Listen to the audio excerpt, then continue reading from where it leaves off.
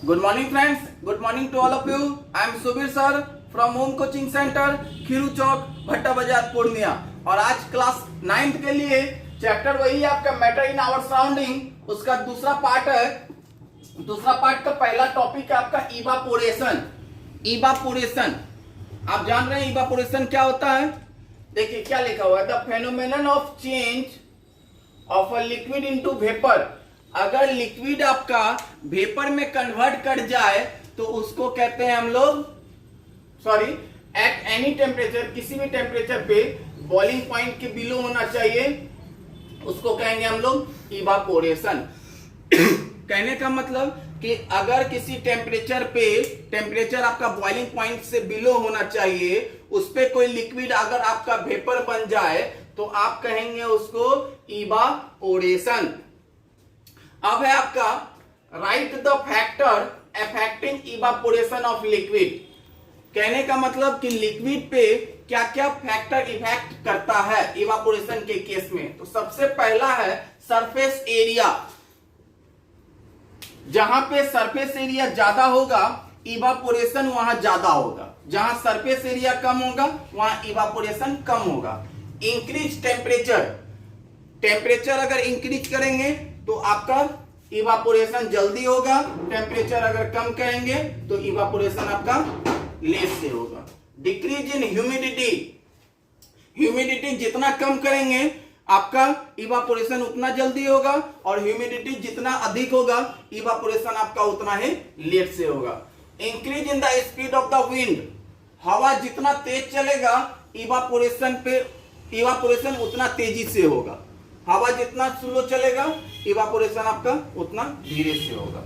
Nature of liquid, nature of liquid का मतलब हो गया कि आप जान रहे हैं अल्कोहल वाटर के कंपेयर में जल्दी इवापोरेट होता है, इसीलिए बोला जा रहा है कि नेचर ऑफ लिक्विड। तो आप कह सकते हैं कि अल्कोहल और वाटर में अल्कोहल जल्दी इवापोरेट होगा और वाटर आपका लेट से इवापोरेट होगा।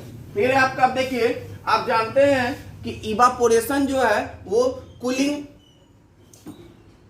प्रोड्यूस करता है। कहने का मतलब कि इवापोरेशन के केस में आपको ठंडक महसूस होती है। तो कैसे होता है वो क्वेश्चन आपका, how does evaporation cause cooling. लिखे हैं, we have learned about that during evaporation only the liquid particles having high kinetic energy. हम लोग जानते हैं कि लिक्विड पार्टिकल्स के पास ज्यादा काइनेटिक एनर्जी होता है, मतलब तेज काइनेटिक एनर्जी होता है, जिसके कारण वो सरफेस एरिया को जल्दी कन्वर्ट करता है, सरफेस एरिया के लिक्विड को जल्दी कन्वर्ट करता है वेपर में।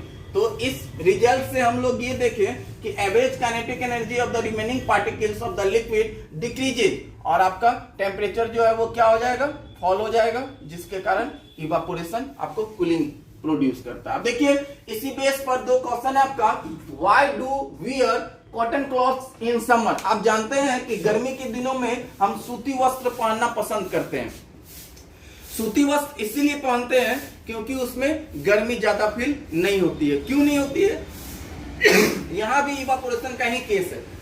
देखिए लिखा हुआ है, during summer we prefer wear cotton cloth to keep ourself cool.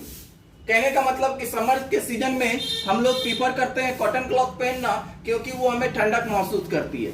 The reason being that during summer, इसका कारण यह है कि इस गर्मी के समय वी स्वेट और प्रेस्पायर अ लॉट, मतलब गर्मी के दिनों में पसीना अधिक निकलता है। तो हम जानते हैं कि cotton is a good absorber of water. Cotton जो है वो बहुत अच्छा पानी को सोखता है, Therefore it absorbs sweat, इसीलिए ये पसीने को जल्दी एब्जॉर्ब करेगा हमारे बॉडी से और एक्सपोज करेगा एयर में। और जैसे एक्सपोज करेगा एयर में तो हमारा सरफेस एरिया जो है वो क्या होगा, मतलब हीट एनर्जी जो हमारे बॉडी से बाहर निकलेगा, और बाहर निकलने के कंपेयर में टेम्परेचर लो होगा, और टेम्परेचर जैसे लो होगा तो हमें क्या फील होगा, कूल और कंफर्टेबल। इसीलिए यहां भी इवापोरेशन के केस में आपको क्या महसूस हुआ, तो कूलिंग महसूस हुआ। इसीलिए गर्मी के दिनों में हम लोग सूती वस्त्र पहनना पसंद करते हैं। अगला है, why do we see water droplets on the outer surface of a glass tumbler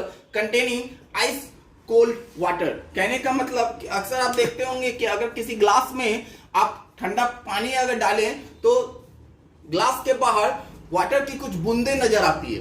क्यों आती है? यहां भी इवापोरेशन का ही केस है। देखिए लिखा हुआ, take some ice cold water in a glass tumbler, soon you will notice water droplets on the outer surface of the tumbler. हम लोग जैसे किसी ग्लास में ठंडे पानी को डालते हैं तो हम लोग ये देखते हैं कि ग्लास के बाहर आपका वाटर की कुछ बूंदे आ जाती है। इसका रीजन यह है कि वाटर वेपर जो है आपका प्रेजेंट है एयर में, और जैसे वो कांटेक्ट में आया कोल्ड सरफेस में तो वो अपना एनर्जी को लॉस करता है और कंडेंस हो जाता है, जिसके कारण वो कन्वर्ट कर जाता है किसमें? लिक्विड स्टेट में। इसीलिए वो आपको ग्लास के बाहर वाटर की कुछ बूंदे दिखती है। तो ये भी आपका इवापोरेशन का ही केस है।